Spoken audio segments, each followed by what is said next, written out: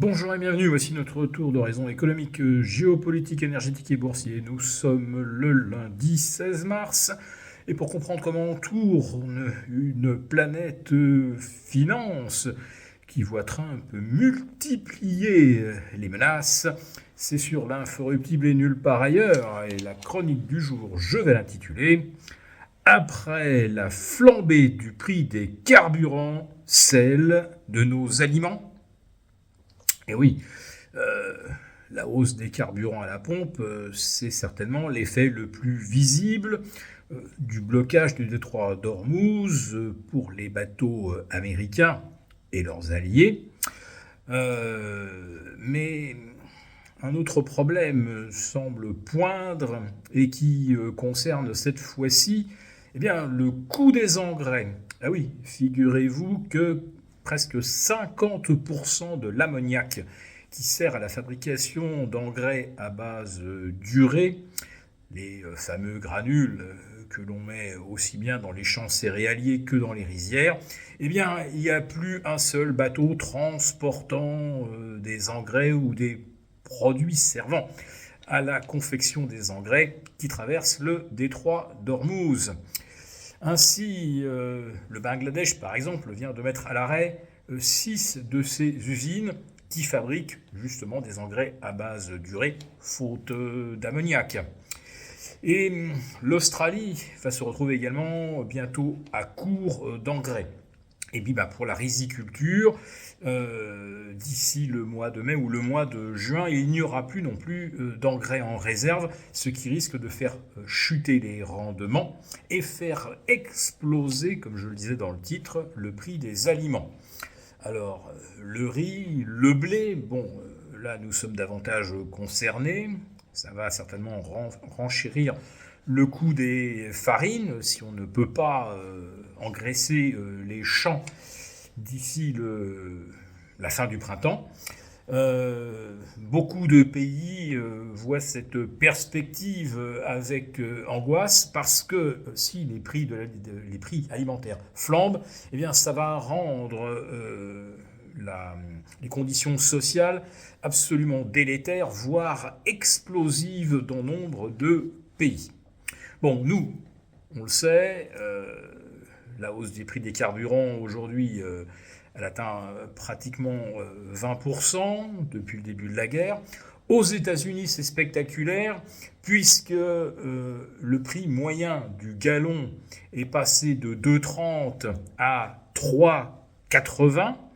Et dans certains États, comme l'État de Washington, le Nevada, Hawaï, on est maintenant à 4,50, 4,60 en Californie, plus de 5 $ le gallon dans les stations-service en zone urbaine. Pour beaucoup d'Américains qui sont un petit peu gênés en termes de budget, ça va devenir compliqué. Ça va le devenir également pour toutes les personnes qui vont travailler avec leur véhicule ou qui ont absolument besoin de leur véhicule pour leur activité commerciale. Ça va également renchérir le coût du transport. Donc avant même que le prix du blé, des céréales en général, se mette à augmenter, de toute façon, on va voir également le prix du transport, des hubs vers les divers supermarchés, hypermarchés. Le coût du transport va bientôt se répercuter dans le prix au moment de passer à la caisse. Et là, comme on dit, passer à la caisse, ça va devenir de plus en plus compliqué pour beaucoup de ménages. Et on atteint maintenant un taux de surendettement jamais vu en Europe et aux États-Unis. Aux États-Unis, où les banques font état de difficultés de plus en plus grandes avec diverses catégories d'emprunteurs.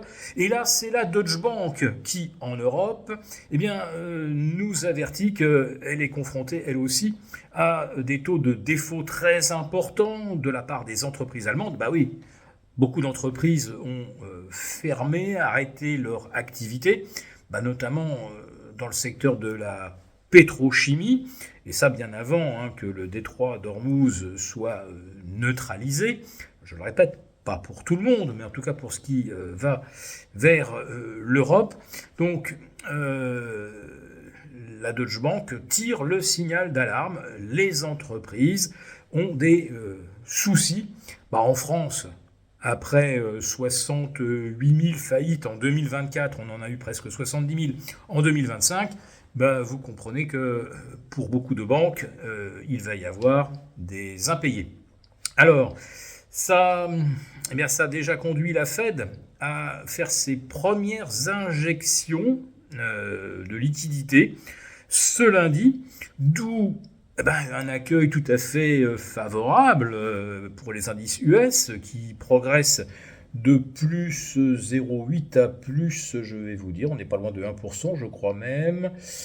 Voilà, sur le Nasdaq, 1,30, 1,10 sur le S&P. Voilà, vous annoncez des liquidités toutes fraîches à Wall Street et c'est immédiatement l'euphorie, sans oublier que certains pensent que le détroit d'Ormuz va être rouvert rapidement, car Trump met la pression pour que ses alliés l'aident à sécuriser le détroit d'Ormuz. Mais pourquoi ne le font-ils pas ? Et si les alliés de l'OTAN ne viennent pas épauler les États-Unis, il y aura des conséquences très mauvaises. Je reprends les termes de Donald Trump. Voilà, il menace maintenant ses propres alliés. Les mêmes auxquels il annonçait il y a une semaine une victoire écrasante sur l'Iran. Tous ces bateaux ont été envoyés par le fond. L'Iran n'a quasiment plus aucun moyen de nuire. Aujourd'hui, par contre, il faut venir aider les États-Unis et la marine la plus puissante du monde, qui manifestement, eux, n'y arrivent pas. En tout cas, on sait que les porte-avions américains ont été éloignés de la zone des combats et, on va dire, de la portée de tir des drones et des missiles iraniens.